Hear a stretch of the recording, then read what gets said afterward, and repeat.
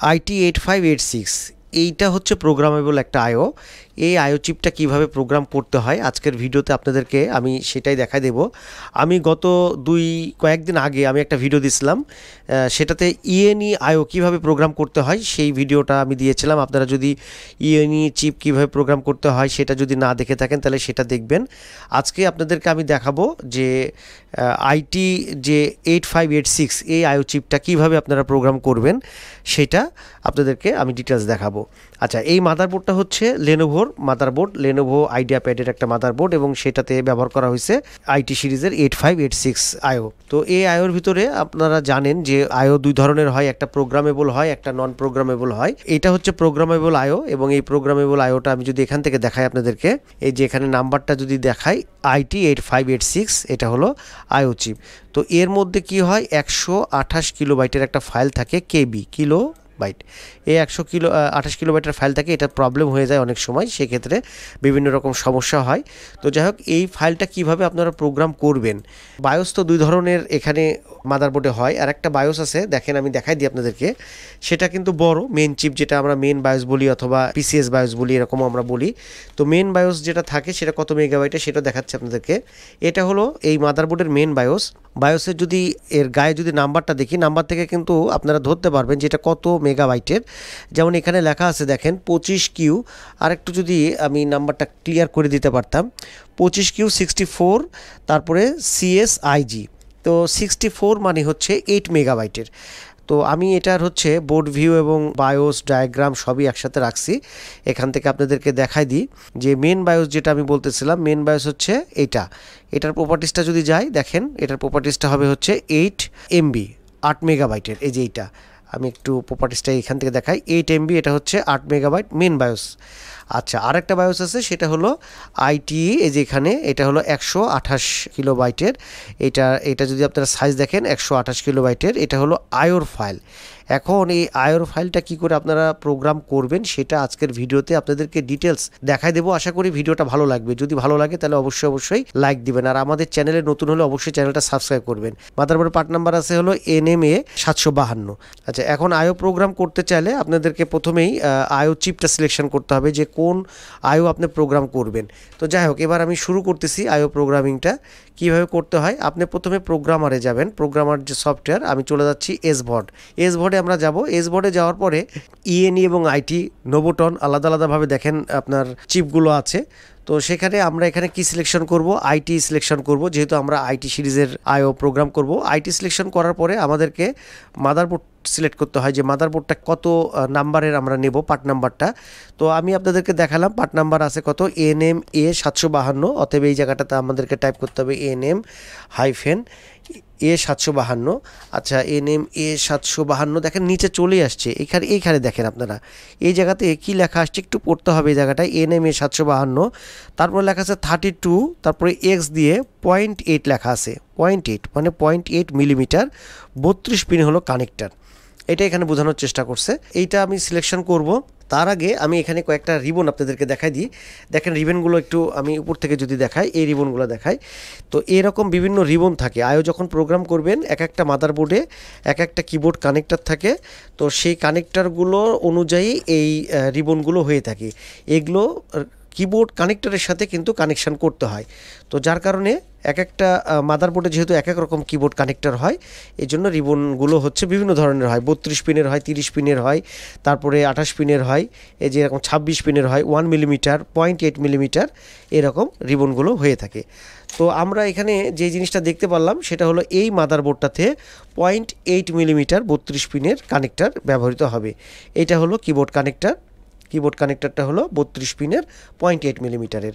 আচ্ছা, এইটা আপনি ডায়াগ্রাম থেকেও দেখতে পারেন, দরকার হয় না, এখান থেকে আপনি এই প্রোগ্রামার দিয়েই একটা ধারণা পেয়ে যাবেন।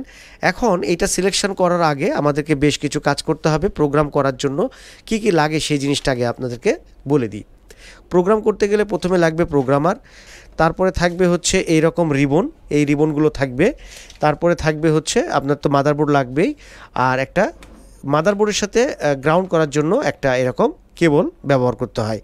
তো এখন কোনটার সাথে কিভাবে কানেকশানগুলো দিতে হয় আমি একটা একটা করে আপনাদেরকে দেখাই বুঝাই দিচ্ছি। তো প্রথমে আমাদেরকে এই যে কানেক্টরটা, এই কানেক্টরটা এখানে বসায় দিতে হবে। এই কানেক্টরটা যখন আপনারা বসাবেন তখন এই প্রোগ্রামারের এখানে এক সাইড, প্রথম সাইড থেকে এই পাশ থেকে আপনাদেরকে এটা বসায় দিতে হবে, যেন দেখবেন যেন পিন গ্যাপ না যায়, তাহলে কিন্তু আপনার এটা হবে না। তো যাই হোক, এটা এরকম বসায় দিলাম, বসায় দেওয়ার পরে এটা লক করে দিতে হবে। এই হলো লক হয়ে গেল। এখন দেখেন এখানে দুইটা জিনিস আছে, একটা হলো 32 পয়েন্ট পিনের 1 মিলিমিটারের, আর একটা হচ্ছে 32 পিনের 0.8 মিলিমিটারের। তো আমরা এখানে দেখতে পারলাম প্রোগ্রামার থেকে যে এটা হচ্ছে 32 পিনের 0.8 মিলিমিটারের হচ্ছে কানেক্টর। সো আমরা রিবনটা এখানে কানেকশন করব এবং এই মাথাটা, এই কানেকশনটা আমরা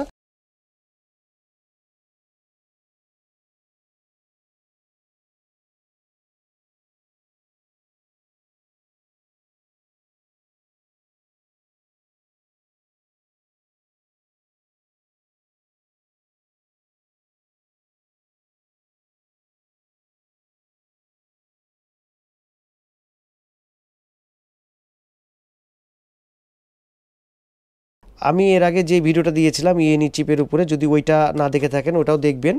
ইএনই চিপ কীভাবে প্রোগ্রাম করতে হয় সেখানে দেখিয়েছিলাম।